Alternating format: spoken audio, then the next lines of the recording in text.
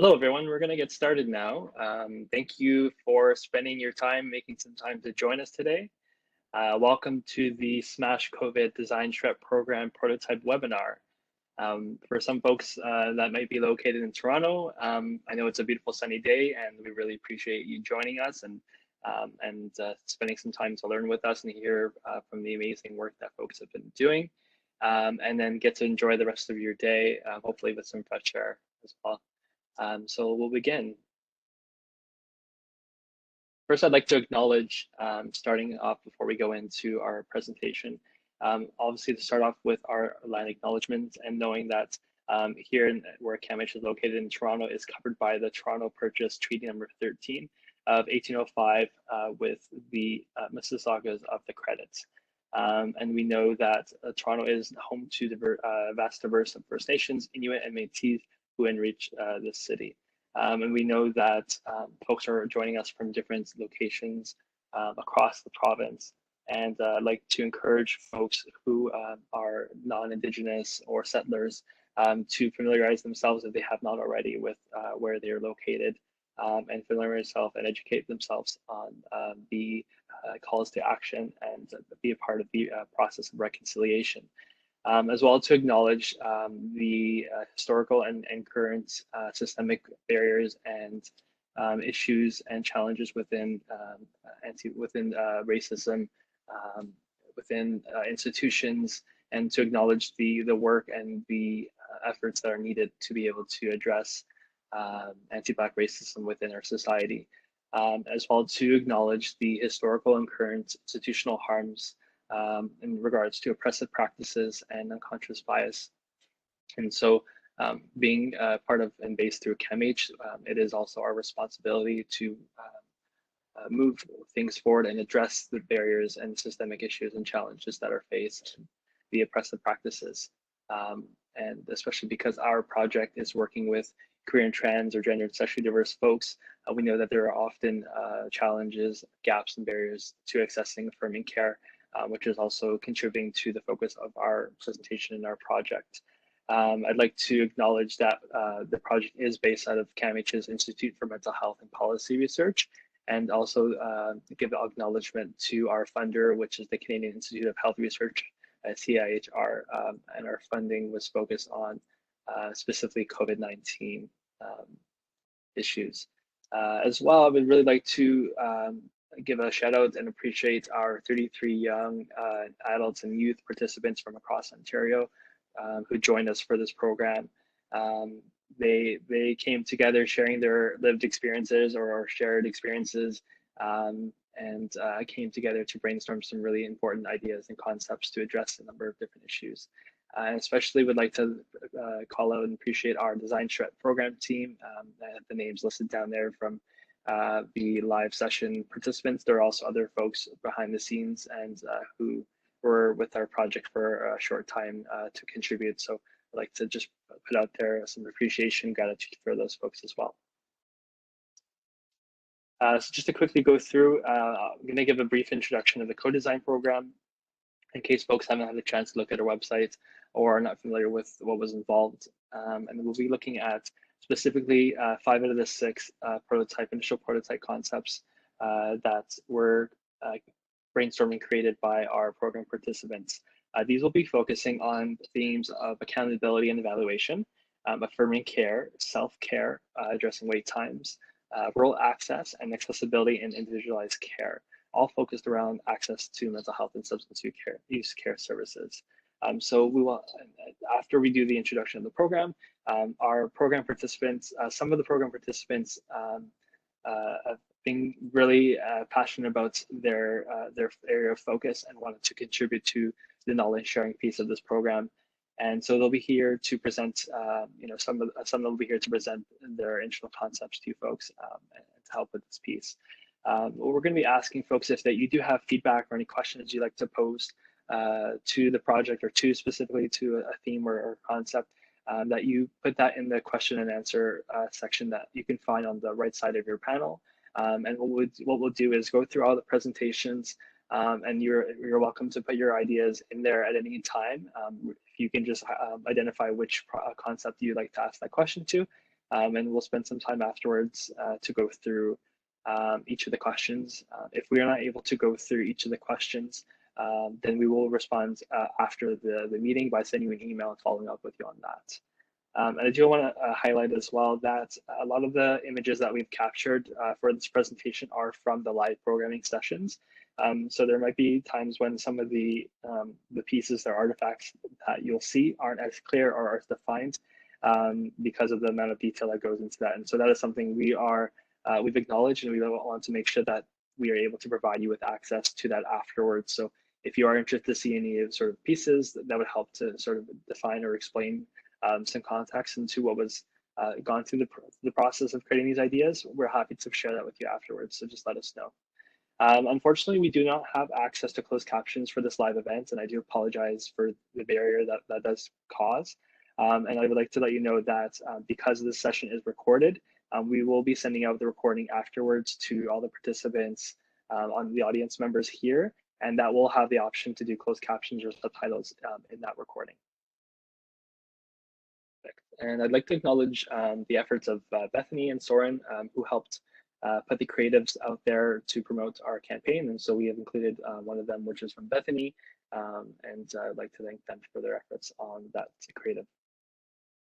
So just for some context, in case folks aren't familiar and haven't had a chance to navigate to our website or are not involved in our specific program, we've essentially taken and utilized a concept called a design charrette. And so this is something, it's a French-basing word, and it's something that involves working together in a group, sort of the historic context is folks in a gathering together in a cart and moving together, working together to go through. And so essentially this is what we're doing with our program, is an intense session or multiple sessions where folks are coming together to address a certain issue. So this specific project is a community-based participatory research project, really focusing on understanding the characteristics of queer and trans folks or gender and sexually diverse youth and young adults who are facing barriers to accessing mental health and substance use care services, specifically in the context of COVID-19. We're also going to be, we also through our program have addressed a number of barriers and spoke to a number of barriers that exist for queer and trans youth in seeking affirming mental health and substance use care services in Ontario.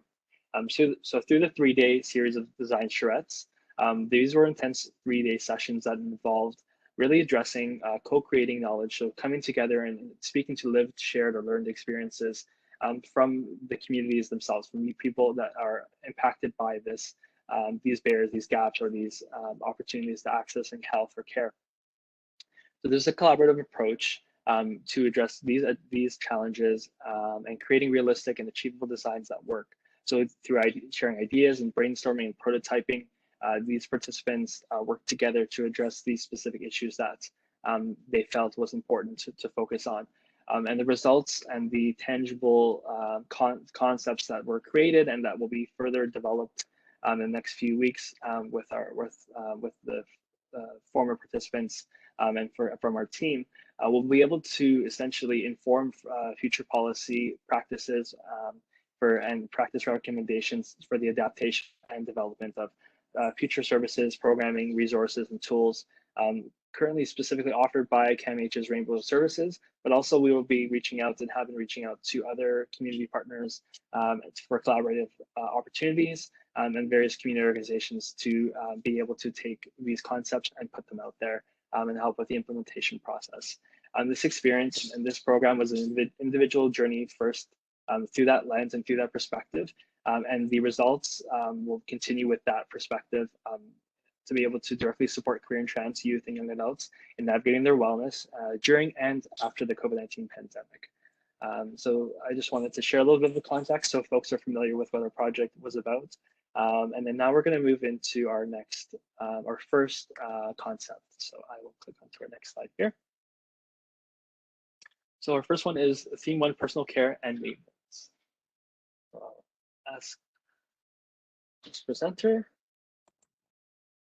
Hi everyone, my name is Sienna and I will be presenting the personal care and maintenance prototype that we developed, which is a website that I guess compiles a bunch of resources and events for folks that are part of the queer and trans community. And so one of our guiding questions was, how might we enable clients to support their own well-being outside of sessions and provide a centralized place to access self-care resources? So this would help folks that are struggling with the long wait times that we often see in mental health services, and enable them to prioritize their own self-care outside of sessions. So the idea is a centralized website for service providers and clients to access reliable, community-centered resources to support self-care outside of formal sessions. These resources can be accessed individually or shared by service providers digitally or physically through printouts and pamphlets. So we wanted to keep accessibility in mind throughout this, so if folks didn't have access to the internet at home, they could go to a library or to their doctor's office to print off whatever resources they might find helpful. So our key findings were that it would empower clients and normalize self-care, remove the stigma that specific services are only for one thing, i.e. safe injection sites also offer many other helpful resources. It would strengthen communities through learning and education, increase and diversify the types of resources available, and prevent and reduce moments of crisis, which can in turn reduce negative interactions with inappropriate crisis support, such as police. And on the left there, you'll see what we would imagine the website would look like, and you'll note that there's a bunch of different filters. So service providers and website users can specifically find resources that would be applicable for them. For example, like transgender youth can click a filter that would show them supports and events that would affirm to their identities. And the next slide. Thank you. And some actionable items we took from this was that resources should include self-care, mental health, and substance use resources, skill development, crisis walkthroughs, community events, and volunteer opportunities. Would create an approval process for community members to submit resources, and create a dedicated team for community engagement and outreach, and also to ensure that the events that are posted are reliable and safe events for folks to attend. We would also try to build community partnerships and share partner opportunities, and get other queer and trans stakeholders involved in this website, and ensure that service providers are proactively able to share the resources by easily printing them out, or just directing someone to this exact website, which I think is helpful because there's a lot of great resources out there, but they're all in different places, and it's not as easy to find one resource that you might really benefit from. So consolidating all of these into one place would be very helpful, and I think increase the well-being of folks and allow them to feel empowered to take control of their own self-care.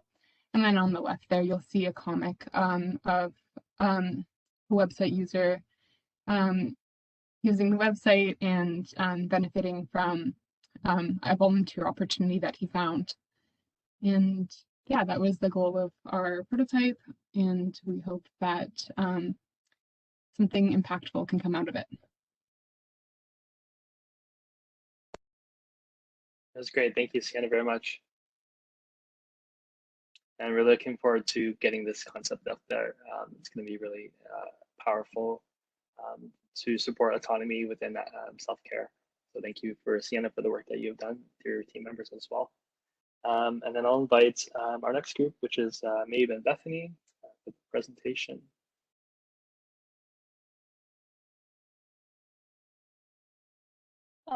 Hello, my name is Maeve, and I worked on this theme with the question of rural access, as there's few and far between supports both for LGBTQ folks and mental health resources in rural and northern and remote communities. So our idea was to create a peer support group for rural queer and trans youth in Ontario, and we came up with the name ROCKY, which stands for Rural Ontario Community of Queer Youth. The question that we had was, how might we create a more affirming communities where rural queer youth have a sense of belonging? And so our idea of ROCKY is to unite rural queer and trans youth from across Ontario to feel a sense of belonging in their communities, and foster growth through mentorship and reciprocity. Rocky would meet bi-weekly to facilitate opportunities for rural, queer, and trans youth to connect virtually with occasional opportunities to meet in person.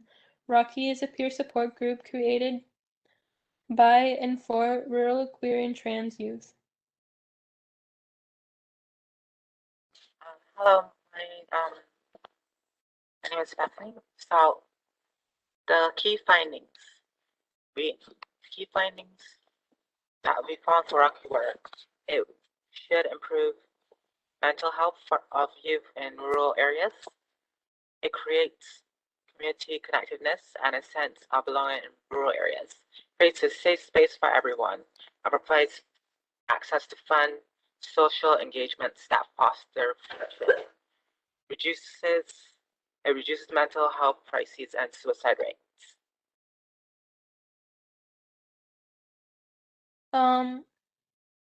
The actionable items that we came up with were meetups should include social nights, anti-oppression education sessions, mental health training, one-on-one support options, to meet with a facilitator on Zoom, safe sex and healthy relationship events, to connect with community event leaders, and provide additional external resources as needed. For example, a list of queer and trans counselors and trans-friendly doctors. Groups formed by ages 14, i.e. 14 to 18, 19 to 25, enable 26 to 29 age group members to mentor and facilitate younger groups, including an option for anonymity, and promote on a website, social media, and through local advertising in community spaces such as libraries. So for pre-engagement, the youth would be feeling disconnected without a sense of community and feeling isolated. And during their engagement, they would start socializing to meet other queer and trans and two-spirit youth from across the province, and post-engagement they would have that sense of community and connection, and have friends from across the province who are also queer and trans and two-spirit.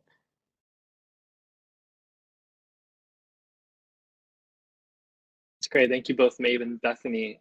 Really, again, looking forward for Rocky to get out there, and this is going to be a really important project, supportive opportunity for queer and trans youth across our beautiful large province, and I'm excited to see the peer support aspect coming through. So thank you both for your passion and for this. So we'll move to our next one, which will be presented by Ariana. Hello, my theme was theme 3. So it was education and training for service providers first, and accessibility and individualized care. How might we create more accessible and affirming spaces, especially within health services and LGBTQIA+ services? The idea is to redesign education and training for service providers and service users in order to provide more accessible and affirming services. This could create more proactive outcomes and reduce stigma created by service providers. Yearly retraining, new employer expectations, and increased curriculum/service restrictions by those with lived experiences is essential in creating a space that welcomes those outside of life's normalities. A single thing won't encompass everything. Things change over time, and as that happens, more things will need to be addressed. This ideology of continuous re-education should be integrated across all health education sectors and major community touchpoints, including schools and health services, with individualization for specific service areas, including the continuous addressment of access barriers such as user dignity, stigma, transphobia, racism, sexism, homophobia, ableism, and personal bias.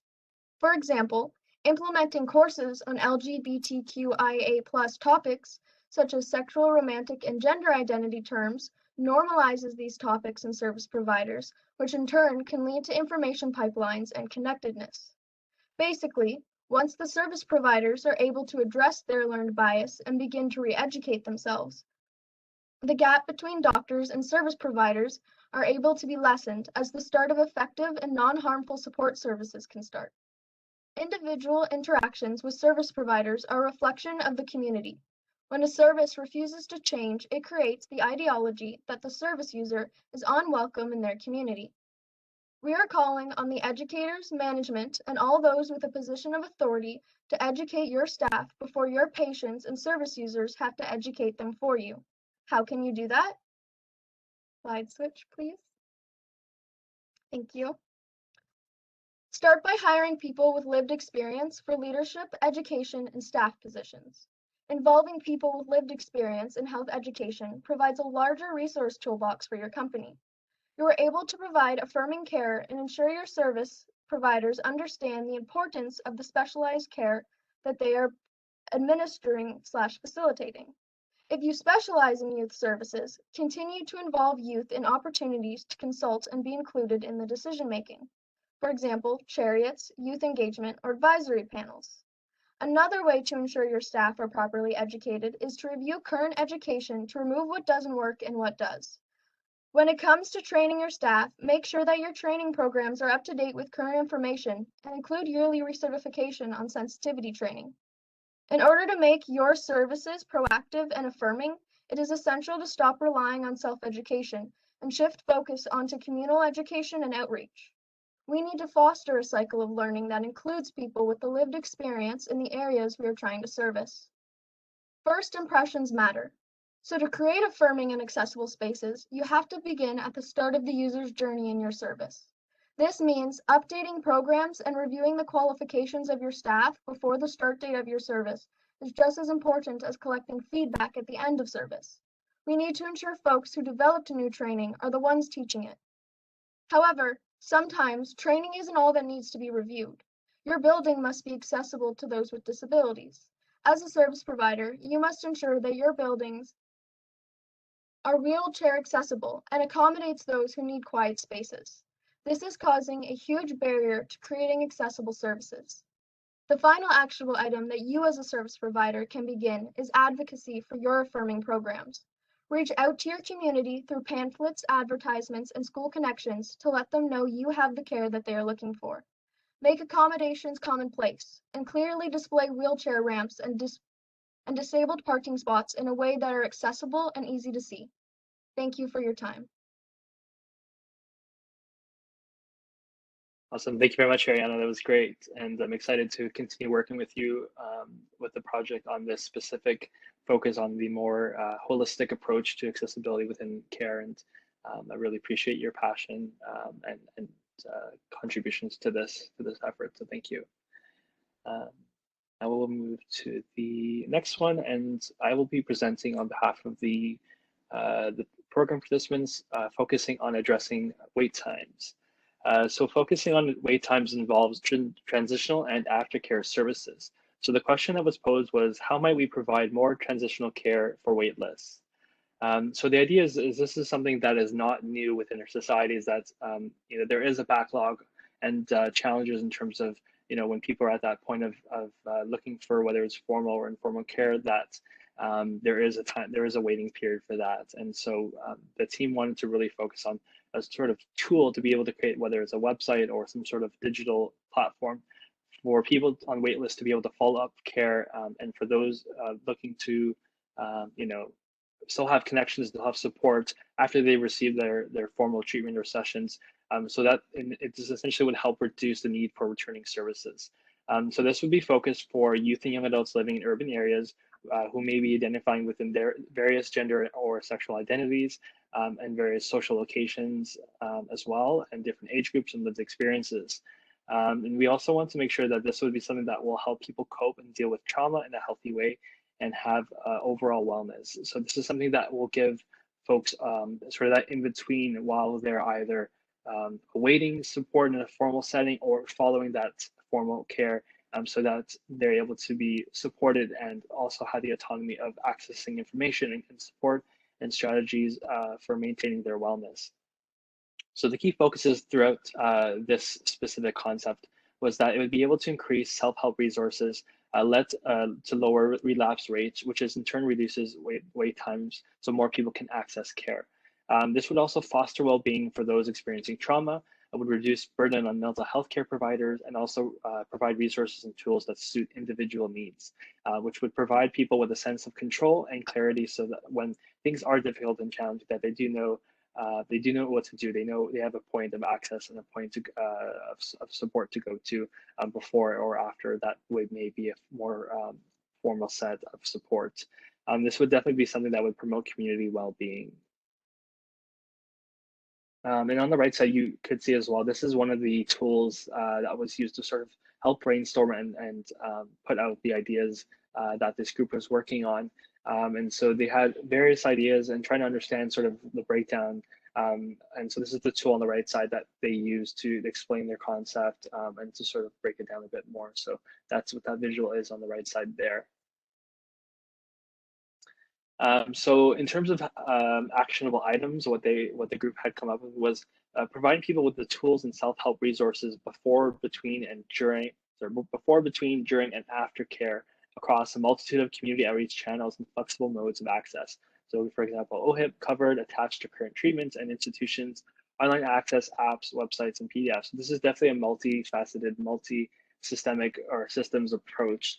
So it's something that needs to be integrated at various levels. So knowing where those access points are, where those points of contact are for folks looking to access care. So this is something that would be a tool for various providers and institutions to be able to access and provide with their clients and also contribute to. So this would be something that would implement slow transitions out of care, connecting to peer groups, for example. We do know that there are already a lot of existing programs that would be great for folks to access. They just don't know it's there. There's that awareness piece that would, this tool would be helpful for bridging that gap, knowing that these already existing groups and supports and communities are there to be able to be accessed. And so this would be something that would be discussed with the client and service provider or organization.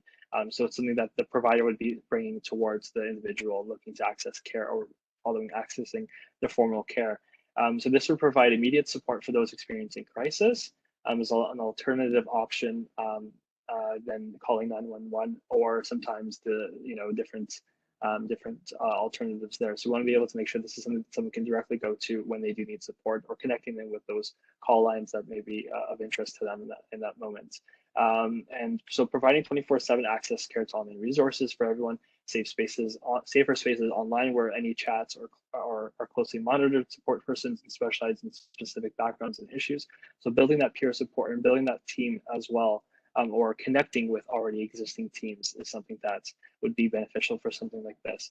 Including original sources for where practitioners are getting resources, so making sure that there is that transparency where that information is coming from, so that people accessing that information can build that trust and confidence in the information that they are looking through.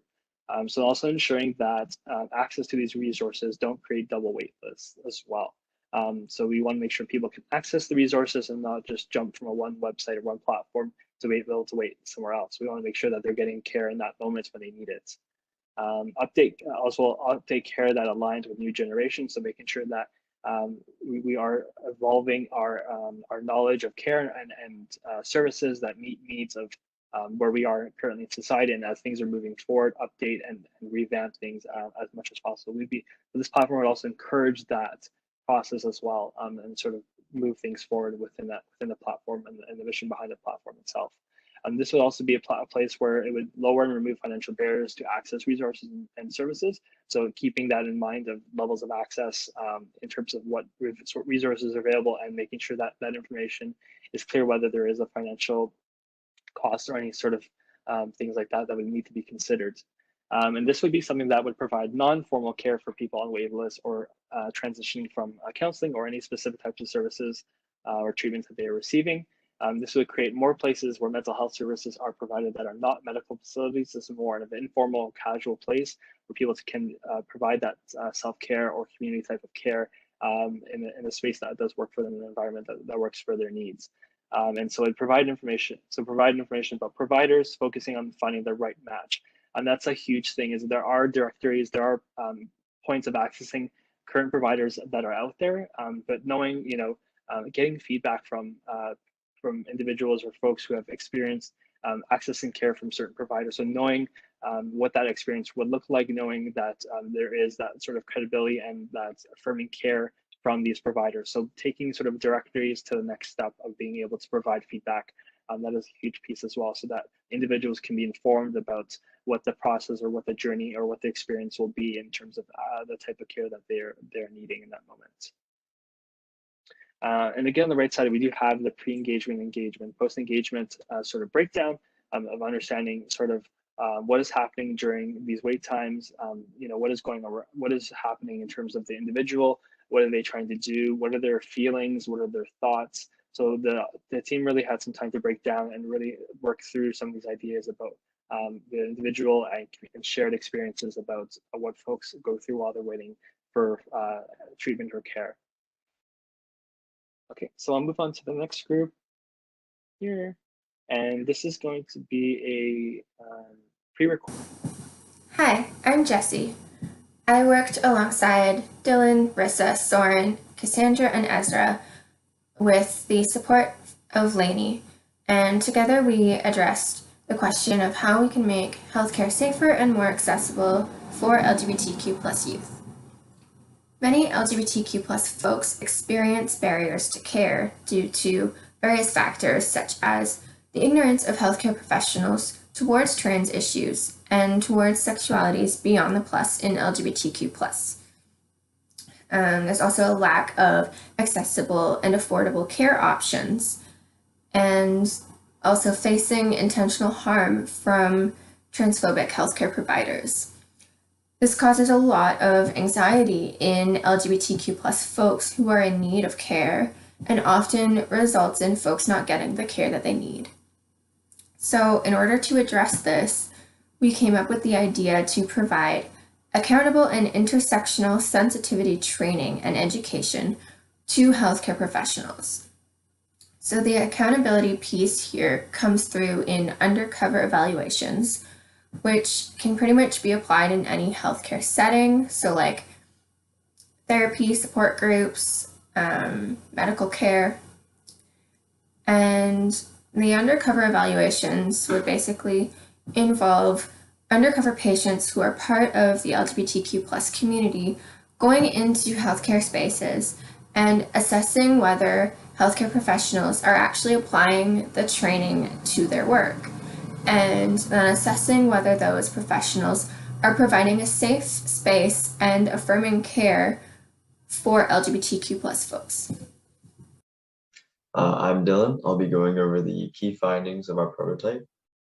So by ensuring the education and accountability of healthcare professionals, our prototype would create flexible options for care that support individuals with disabilities whose disability may affect them differently on a day-to-day basis. It also helps build trust between care provider and patient. It helps to normalize pronoun use within healthcare spaces without assumptions. It helps to address ignorance in the medical field towards trans issues and sexualities beyond the plus in LGBTQ+. This can be done by increasing understanding of the relationship between sexuality, gender, and trauma, and by removing the one-size-fits-all approach to LGBTQ+ issues and creating more individualized care plans. It also helps to create accessible mental health support without the presence of implicit or explicit barriers. For example, the fear of discrimination, ableist settings, transphobia, homophobia, and other forms of queerphobia. And it also helps foster feelings of safety and understanding. It's important to note that gender affirming care doesn't start with procedures, but with basic respect. Okay, Rissa. Yeah. Hi, my name is Rissa, and I'll be discussing the actionable items for our accountability and evaluation prototype. So some of the steps we can take towards implementation would be to dismantle patient-doctor power imbalance. That would be to prioritize patient safety, affirmation, and consent. and to establish mandatory undercover assessments to evaluate the effectiveness of care providers, which could operate like a secret shopper experience. To provide additional training for care providers who need it, that would be in the form of information regarding trans-related care and the needs of non-binary patients beyond medical transition.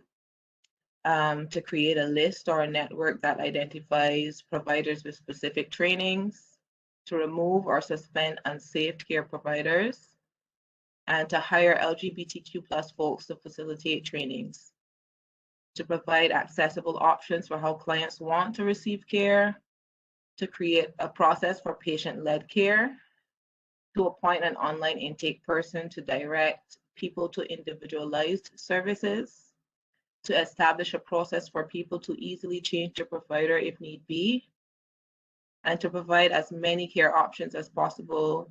That would be via text, phone, email, video, and in person, etc.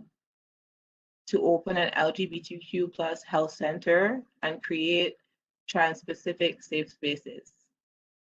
To have an intake worker only request chosen names instead of legal names, and to remove financial barriers from access to care.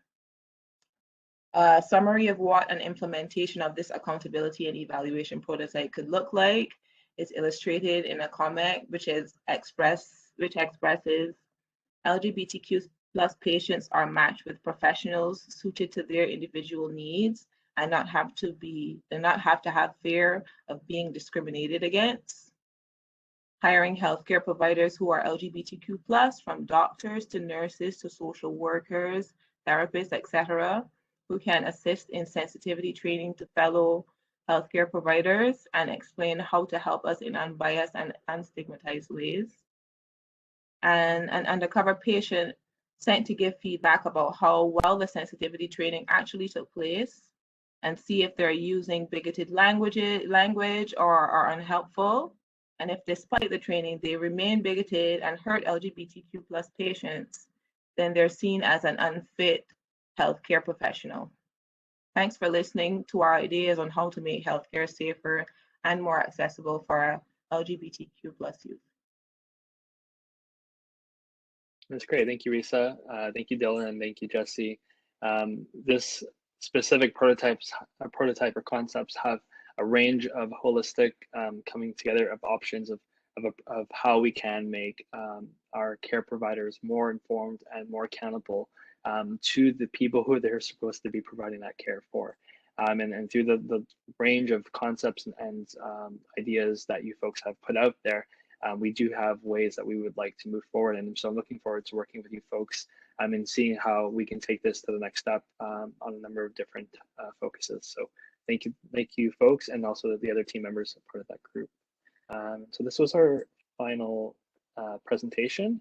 And we wanted to give some space in case folks have any questions or any feedback or anything that they would like to have us address, maybe from something they heard or maybe something that has come to mind. So I'm going to stop sharing my screen. And we have a Q&A box on the right side. Folks are welcome to put any questions in there. Panelists, if you have any questions for any other groups, you're also welcome. We do have some team members here as well. You're all welcome to ask questions.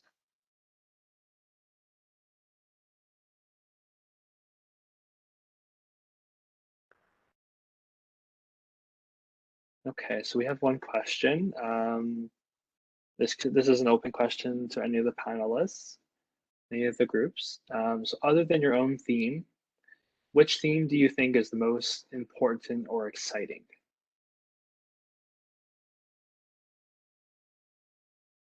So whoever would like to respond.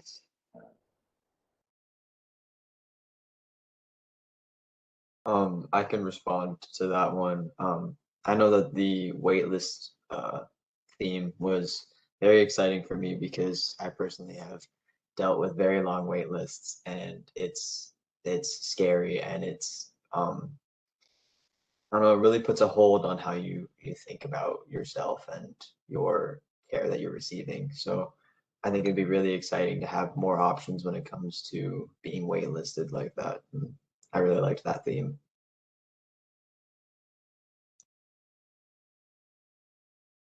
That's great. Thanks, Dylan. Anyone else have any response to which theme you think is most important or exciting rather than your own?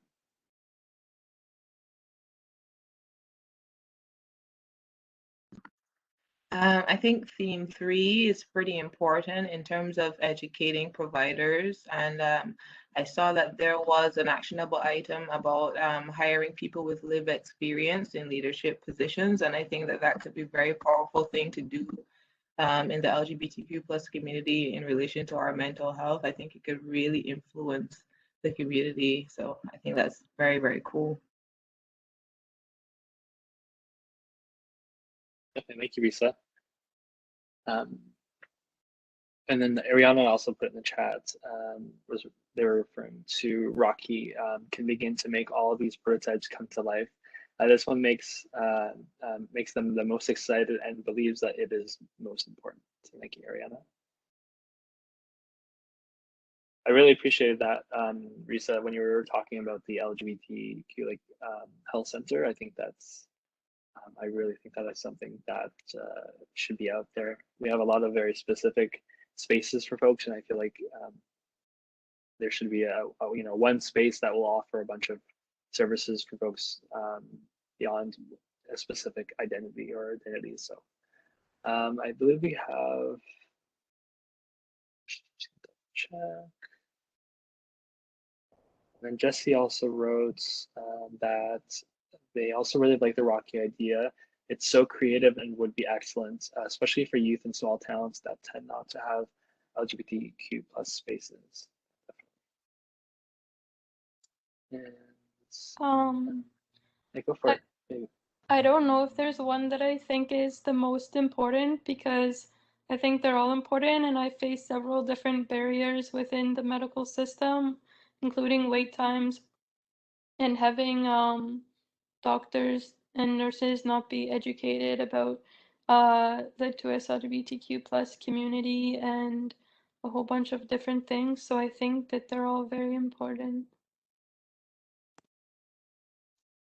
It's a great point, maybe. Yeah, can't necessarily just say one thing is the most. They all are. That's very true. Thank you for enforcing that as well. And that's the thing, is we all have different ideas, but they definitely can come together. And I think we will be, I believe we will be working together to figure out how we can collaboratively get a number of our concepts out there. We had another question from our audience.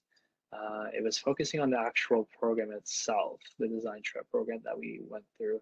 So for any panelists who would like to respond, what part of the design trip process did you enjoy and found challenging?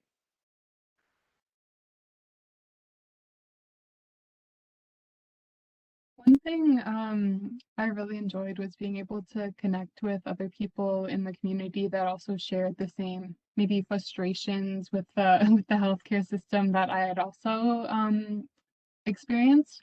So I think that was really impactful to be able to connect with people and then also feel like, oh, we're not just maybe ranting about systems that might have failed us, but we're also trying to make some meaningful change and address the inequities. So I thought that was pretty impactful. I think especially in terms of representation, I think we all wanted more representation in healthcare systems. So I think that was impactful for me. That's great. Thank you for that, Sienna. Any other thoughts on this? I was going to say that similarly to Sienna, it was enjoyable, but it was also quite difficult to hear everyone collectively explaining all the things that we do struggle with. And unfortunately, it is difficult to hear it repeated and to see the faces of the people who are very much like you experiencing these things. Even though we're working on it, it is saddening at the moment when you're discussing it to think that it's still so difficult and still happening so much, Yeah, that's so true. It never will get easy, especially with us that folks that that just truly get it, or have lived it in some way or form, and it never will be, and it shouldn't ever be. So I think if anything would come of it, it would be like that motivation to make those changes come to be. So turn it into a resiliency of moving things forward, but we have to also acknowledge the pain and the hardship that comes with it, because we're human and we have to be able to connect with that as well. So I've been very grateful to learn from you folks, and to just really respect your care and your passion for your communities, and also the specific areas of focus. I feel like you folks have brought a lot of strength and passion and creativity, and just reminding us that we have a lot of work to do, but we're not doing it alone. I think so. That's as a good reminder to hear from you folks. So, any other thoughts on the Design Trip program or process?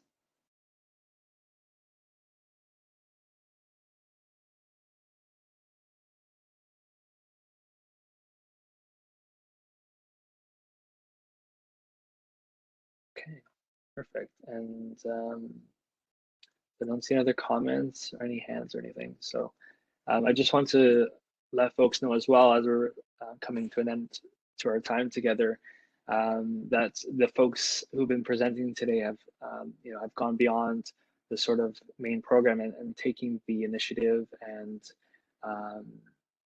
interest to move these concepts forward. And so over the next few weeks, we'll be working together in different groups and working together to figure out how we can get some of these ideas out there, and whether it's their current form or adapting them a little bit, because there are so many things that we all want to get done, but then we have to figure out how we can do that. So I'm looking forward to working with you folks, and other folks as well who are not able to join us today, to figure out how we can get these various ideas forward and how we can collaborate together.